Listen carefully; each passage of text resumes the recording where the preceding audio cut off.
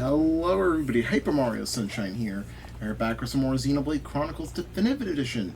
In the last episode, we made it to the Air of Sea, and after going through some transporters with Melia, who had led us here, we make it to the Imperial capital, and the palace here, which we're currently staying at, where we re-met Alvis, especially with now instead of Ryan making fun of us that he was just a figment of Shulk's imagination, everybody now sees he was indeed real and is the seer of the Imperial royalty. So in this episode, we're now free to go and explore this area as much as we please. And yeah, just look at everything. You got this huge dome next to us. We got the transporters right here. We have a lot of places really secluded from each other. Some high-end Imperial Guards, the Alchemats. Do you have any baggage or luggage with you? You seem to have quite a lot of equipment with you. Is it not difficult to carry it all?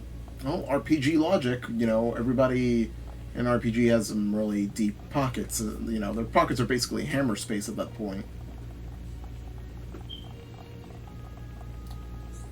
See, we got Galvin over here. Welcome.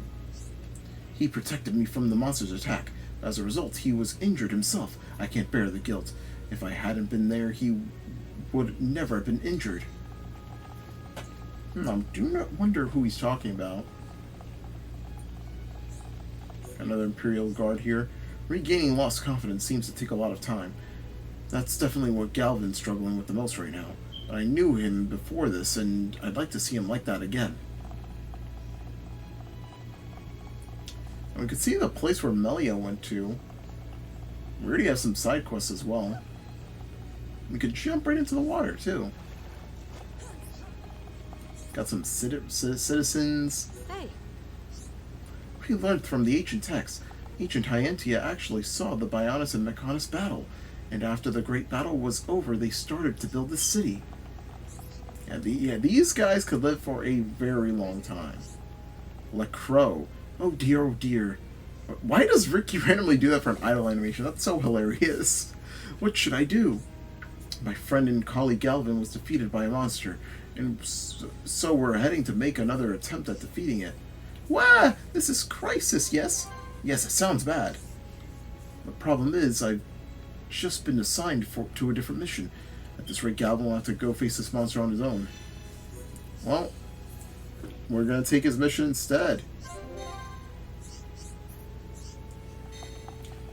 Yeah, so we haven't used Charlotte in a bit. Yeah, I kind of want to use her since we don't have Melia. Plus, like, you know, we get some more heals.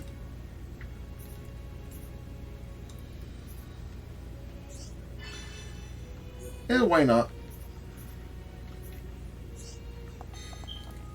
Alright.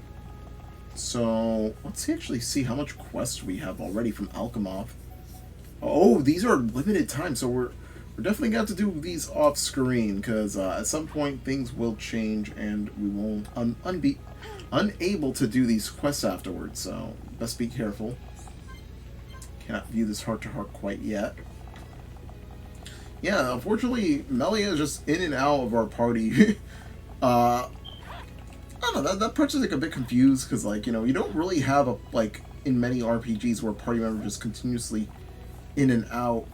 Like, it's not like a Pokemon or some Final Fantasy games where you have too many party members and you can switch them out every now and then. But no, like, Melia is straight up just, like, always missing. Are you that?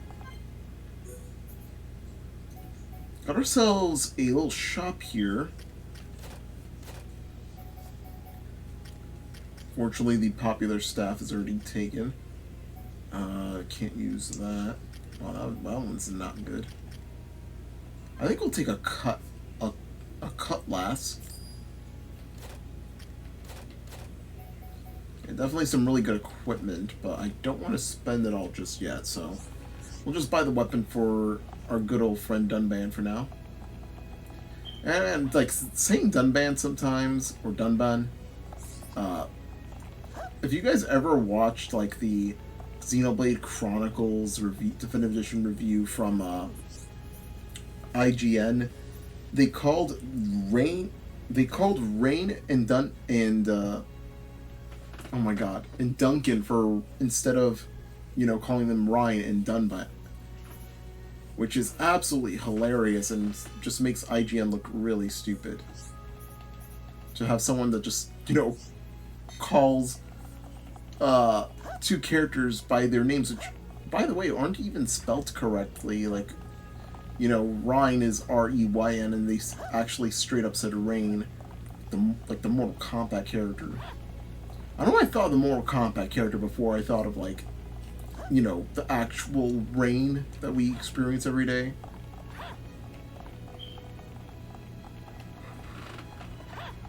Anyways, I just realized we got some of those, like, ramp treadmills. Like, have you ever been to, like, airports where there's, like these little, like, grounded kind of long treadmill looking things, and they actually help just, like, proceed with, like, the travel, so you won't have to walk, and you can just, have this thing take you instead, or just make things quicker, because you go walk along with it and just makes everything just go much, much quicker than it should have.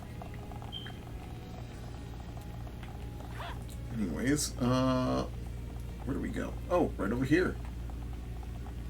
Yeah, it's kind of interesting that they already had a... Oh my god.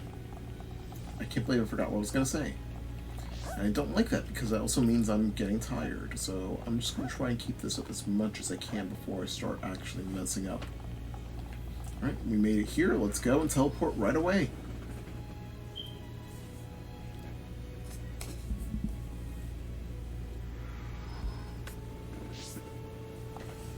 Wow, I thought we were actually going to go into a cutscene or something there, but we didn't. Alright, sorry for the cut there. We accidentally fell off of the little area we were supposed to be teleported to. We fell right into the water. Yeah, because I was jumping around very carelessly. Whoa! Bulganin Nebula. And it's... Oh, that explains why that might be out. Yeah, the web because of storming. Yeah, I think I did explain this before, but weather also does have regular enemies come out too, not just certain boss enemies like on some requests that might appear. Man, we haven't seen any in-game thunderstorms in a while, so I guess they're pretty uncommon. Oh, this kind of makes it... This kind of just made me think of something right now. Like a new thought. What? There was like lightning striking down over there. Oh my god. But if you think about it, if it's raining and thunderstorming over here, then how the heck does it rain and thunderstorm all the way underneath Aerith Sea, where, it's not raining at that point? Like, this is all water above it. Like, does that mean, like, the water coming down from Aerith Sea, like, condensation forms, and basically the rain from Aerith Sea, it comes from Aerith Sea, in that sense? Because, like, if the top part is not raining, and that has to mean that the bottom portion over there, where Machina Faris is, and so on and so forth, is basically not raining. I mean, it has to rain because it makes sense, but, like, I don't know. It's weird. Well, anyways, I guess that's a food for thought kind of thing. Got Hovering Reef 4. We also did change a few arts and such off screen, so we also got a bit of experience points off from that.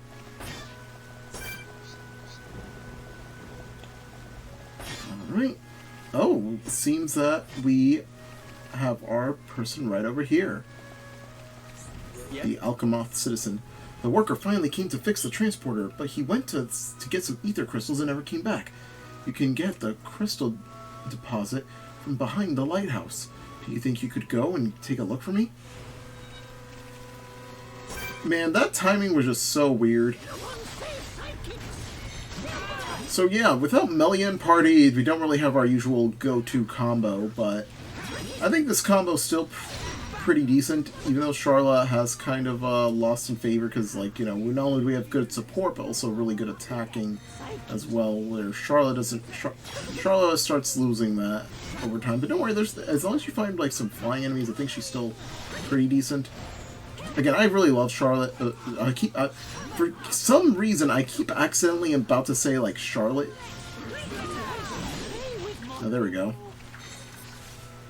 Yeah, you could still use whoever you feel like. You know, everybody is at least usable. It's not like you have a party member that's, like, completely useless and, like, you know, unviable altogether and just, like, completely falls off. It's not like, you know, Pokemon or other, like, JRPGs where you find, like, a party member that does basically the same thing but better. So I realize that this lighthouse over here has some quests for us to take, so why not? Let's go and see what they need. I will probably show off, once again, some quest offs at the end of, like, a shorter episode. Lighthouse might be damaged. Or did it get damaged because some monsters became active? You can get some Palti Cormos from me. We get a lot of money from that. Defeat 5 of them. Man, these guys just have a lot of quests. Got like 3 of them. What is it? Also, I actually never talked about this, but Xenoblade has so their quests vary. Not only do we have time test, and you have like different rewards. Some of them may even give you gems, for instance, or gear that you might not see till later on in a updated shop. But the interesting thing is that you could actually get the interesting thing is that the gear, not the gear, oh my god, I keep losing thought of what I'm trying to say, is that each quest is actually has a difficulty level on a scale of like 5 stars. Obviously you have some easy ones, and then as you go on, some you might have some challenging monsters, some might have an incredibly rare item, so yeah, you do have that going for it. And yeah, we're at the top of the Lighthouse. Lighthouse. The thing is, I'm not even like half asleep. Got some Doomsday Poppies and Helen Coins.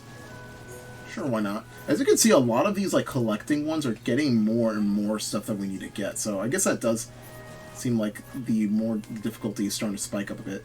Pink Asparagus. Yeah, a lot of collecting here. Wouldn't be surprised if we accidentally end up collecting them all without much of an issue. Oh my god, this lighthouse is way taller than I thought! Sidekicks, finish fight. Man, I thought that was gonna be like kind of short, but man, I did not realize how tall that thing was. Alright. Well then.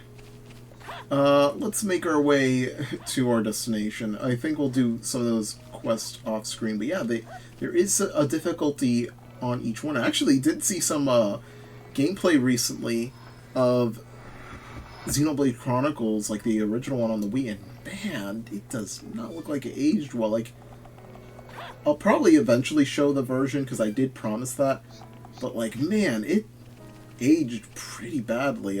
Like visually, like obviously the gameplay still is basically identical to the Definitive Edition, but man, this game, like the Definitive Edition really just is leaps and bounds over it. Whoa, what is going on there? There's a big body of water. That looks very pretty, how it's like swirling around like that. Anyways, got another teleporter to go through. I'm thinking we're going to get yet more experience points because we're going to different places that we have yet to been to. Hovering Reef 6. Whoa. Malice Chromar. Ah, this is one of the enemies that we have to beat.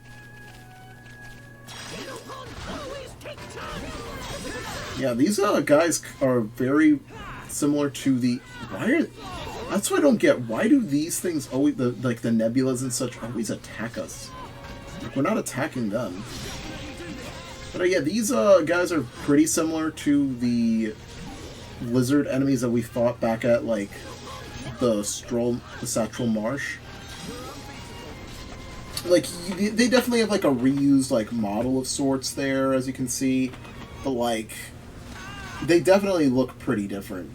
But I'm just saying, like, how they fight is very similar in that sense. I really hope that thing doesn't attack us, because it joins in on the fight, because we're gonna definitely run away if that's the case. Especially because, oh my god, it did. Yep, we're running. We're running.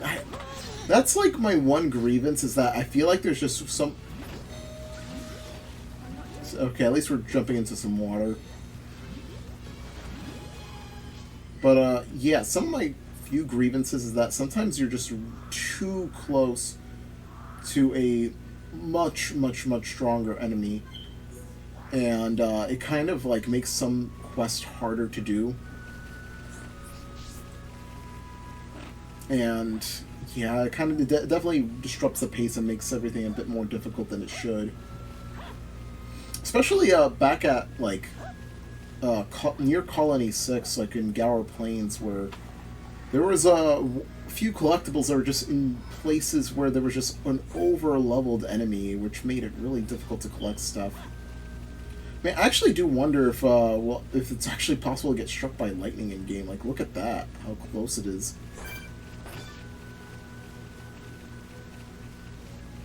It's like that we're like on the eye of the storm or something like that. Man, thank God I did not accidentally, like, fall through.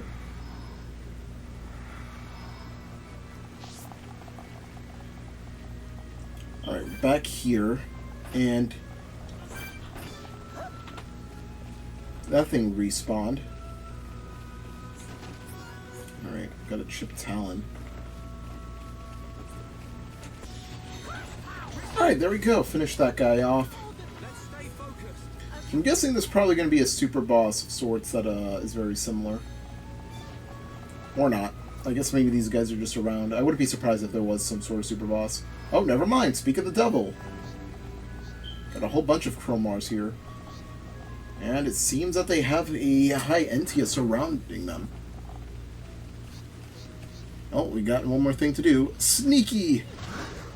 Let's go and save him. I like how they're just standing around as the Chromars just had them casually surrounded.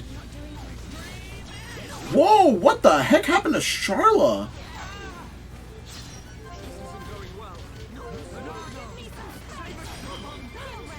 Whoa! Okay.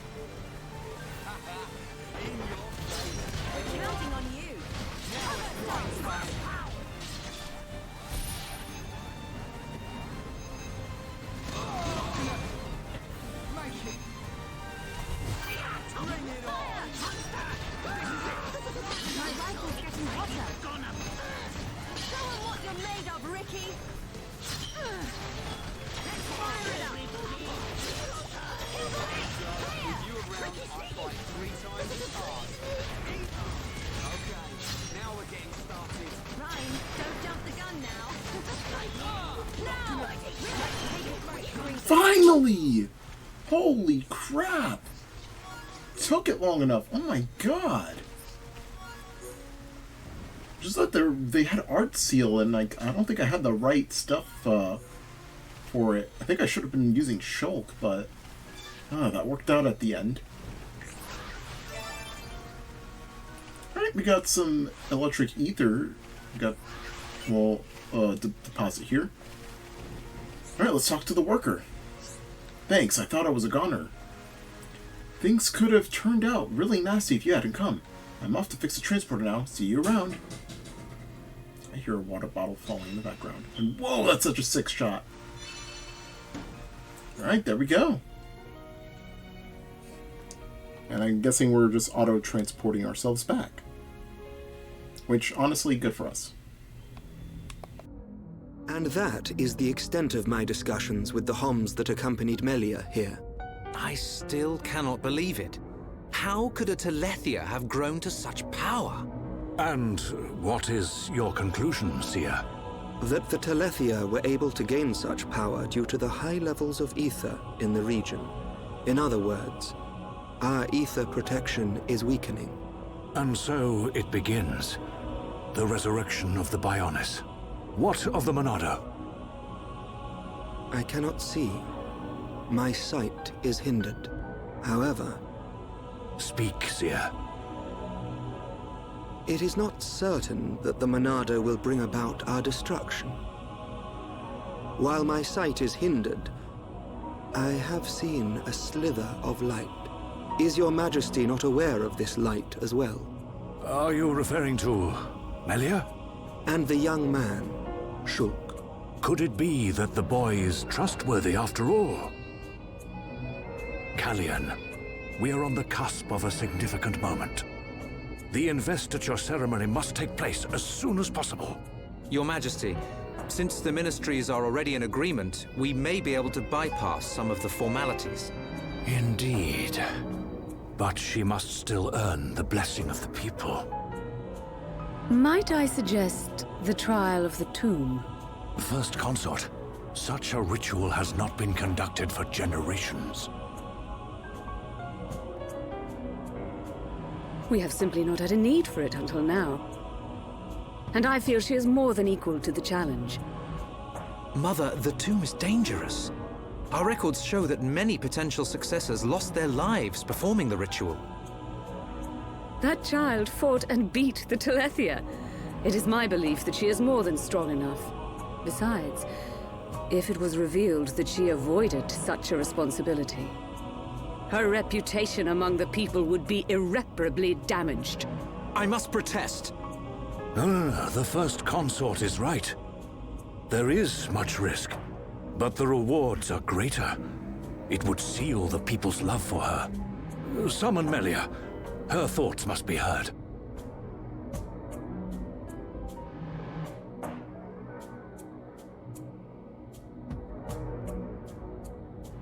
I accept.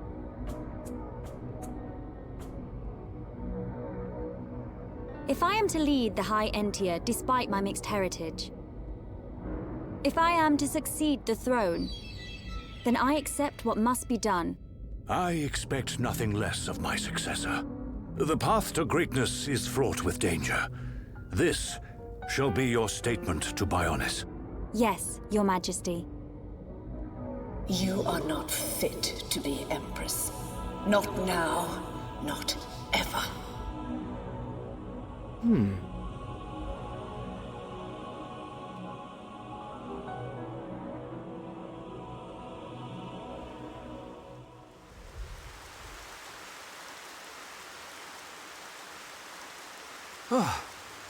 Looks like we got them out of a scrape.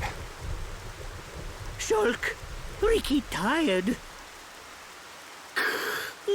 Ricky's sleeping castle now. Good idea. Let's head back to the capital. The sooner the better.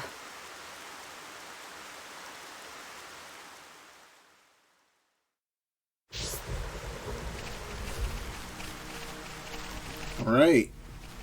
So, with the transporter complete, let's actually head back to the castle. I think we'll end things off as soon as we get there. Oh, excuse me. Oh, sorry. We do have a few quests that we could do, as we can see. Oh my god, every time.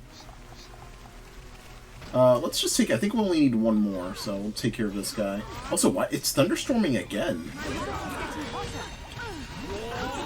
So yeah, I went with this combo. I left out Shulk. Probably the first time I ever done that, honestly. Which is pretty interesting, not having Shulk out. Although it kind of makes sense because, you know, the Monado's really, really good against the Mechon and only, like, good-ish against everybody else. But still, we have unlocked everything about the Monado, so there's still plenty of stuff to go. And so, yeah.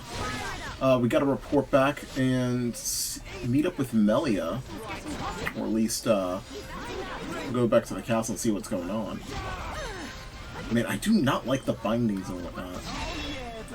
Oh yeah, baby! Oh, perfect. I love how that's like right on time. Anyways, I guess we'll flee for now. Yeah, different Chromars around. Like, those enemies are really difficult to fight against. To like their binding arts, and also the fact that they have an art seal as well makes for a really tricky boss. But like, again, not boss but enemy, but again, if you find the right combos for everything, like, you could beat some stuff under level too. Like, look what I did with the Telethia earlier. There's a lot of ways you could maneuver around and basically get through enemies without having to worry about their big stuff, their massive strengths. Basically exploit their weaknesses and get the right combo to truly, like, be able to beat them. So the Sirath Lighthouse, we still need to do the remaining quest for this little place over here. What is over here? Is there something in the sky, or is it underneath? It's underneath. A lot of nebulas around that are over-leveled. Whoa, we got a new item from our vision, and it's another whitetail. It's another whitetail. They're both really fluffy.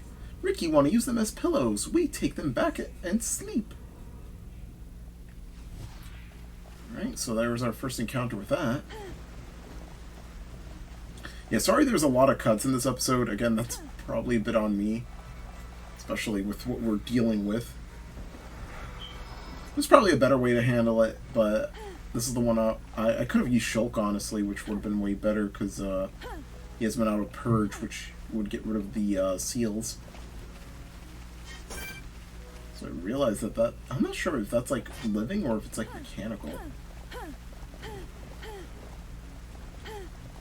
Alright, so we're making our way back manually. I know we could just like teleport. Actually, we could. Wow. Unless they really want us to like encounter something, but then again, it's pretty easy to just get to the remaining teleporters. Actually, hold on.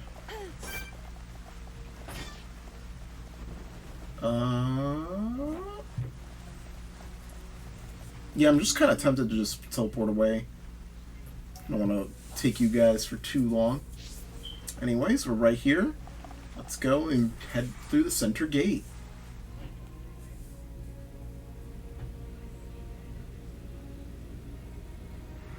Alright, we're back at the palace. And man, have you guys ever been at like one of those like airports? I think I've talked about this, but like how in airports they have like the conveyor belts that you could walk on, and that like you could walk towards the a departure or an arrival place just by walking on it. It's kind of like a massive treadmill in a way. This is what this reminds me of. Man, it's kind of weird because last year around this time I was probably getting prepared to go to Greece, so got a small T-land. So a small T-land. When I grow up, I want to be a scientist. Right now, I'm trying to find out this particular bug. It's really cool. So, yeah, we got a few more quests that we could take. Telon. She wants this bug will shine gold immediately after hatching, so... 9 golden caterpillars. Okay, so from the Tephra Cave. Oh! Yeah, this is, interesting. Yeah, we gotta go all the way back to Tephra Cave. Yeah, this is when the quests are gonna start picking up, as I mentioned earlier in the episode. How's things? Because this one has us requiring to go all the way back to Tephra Cave. A lot more quests that we could take. But for now, I think we'll just go and head back to the palace, as, you know, everybody does want to rest, especially because of how long that took. Oh wow, we're actually right here already. Yeah, just like the lighting, I really like how the lighting changes in here. When I first was playing Xenoblade Chronicles for the first time, since this is what I'm bringing up, I don't recall this place all too much, like the actual interior of the palace. I recall everything else outside of it and Aerith Sea, but like this, I don't really remember much of. Like, you know, you think a big grandiose, like, castle, like, you know, palace would be something that would be memorable. I do remember this part, though, like this part of the castle where the room that everybody's staying at. But yeah, everything else, not really. I've played through this game like mostly like 3 times. So, like once on 3DS, and then once on Wii U Virtual Console, and then once Definitive Edition when it came out. Yeah. So, please accept my humble gratitude for rescuing the repair worker. You must be tired. Please feel free to rest. I think we'll rest, and then I think we'll end things off there. So let's go and rest.